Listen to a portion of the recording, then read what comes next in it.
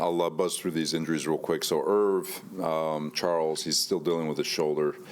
He's not going to practice today. He's doubtful. Tittman, he's still dealing with his quad. He's going to be out. Randall Cobb, he'll be limited today. Michael Carter will also, the DB will be limited. And I know you guys want to know about the two DBs. DJ and Sauce have cleared concussion protocol, so they're good to go. I mean, how big is it to get those guys back? I mean, obviously they both are pretty important. Yeah, no, for sure. It just it does allow flexibility on the defense and allows you to be not more creative, but allows you to do a couple of things that you normally wouldn't without those two guys. Dalvin made it pretty clear to us yesterday that he's not happy with his role right now. I'm sure you're not necessarily surprised to hear that, but what do you make of how he's feeling, what he's saying right now? I'm not surprised. You know, he's a competitor. I'm actually happy that he's a little frustrated because it means he's all in and he wants to be a part of it. He wants to get reps. He wants to play. He's not here to just collect a paycheck. So yeah, if he wasn't frustrated, then I'd think something was wrong. But you know, it's natural. He's a competitor. You know, you're allowed to be frustrated, but still all in. And his leadership in the locker room has been unbelievable. The way he communicates with the young guys and the way he kind of gives some guidance along the way, and the way he approaches practice and rehab and regen and the weight room and all the meeting rooms. He's been awesome. So to express a little frustration is normal, but Dalvin's all in.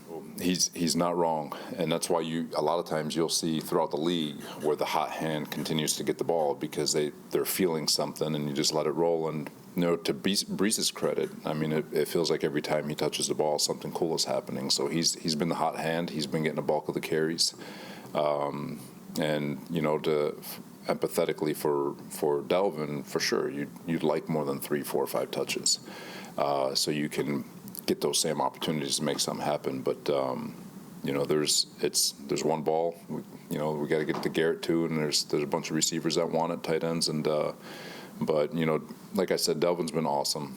Frustration's normal.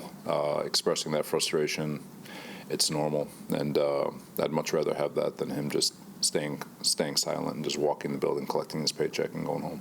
What does Saquon add to an offense that makes him so challenging? Same thing that I feel like Brees does for us. You know, he's a home run hitter. He's extremely talented. He's explosive. He's fast. He makes people miss. He's the engine that makes their offense go. And I don't think it's a coincidence that over the last 2 weeks that he's been back, their offense has looked the most productive it's been all season. And you know, he's a hell of a football player. From my understanding and what I've heard, he's an unbelievable teammate, an unbelievable leader, team guy who's all in for the organization and the people who he's surrounded with. And so just from afar and watching him, just have a lot of appreciation for who he is, not just as a football player, but as a person. Yeah, he's gonna have to show it this week. Yeah. See how comfortable now. No, I think it goes with his footwork. You know, I think he's got so much confidence in his footwork and understanding of the offense and his timing and rhythm that, you know, he can spend more time.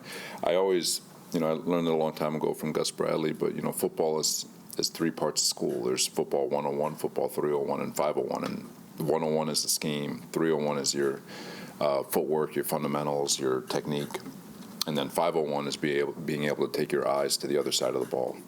And it's impossible to graduate to 501 until you're fully comfortable with the scheme, fully comfortable with what you're being asked in the scheme with regards to your technique. Once that becomes spoon to mouth, you can spend a lot more time dissecting the other side of the ball and getting the indicators you need to help yourself out. And so him getting more comfortable in the class of 501 means that he's very comfortable with regards to the scheme and his technique, and that's a good thing. And I still think he even has so much more to go. But the fact that he's cracking into that and actually recognizing his comfort level means that he's getting comfortable everywhere else.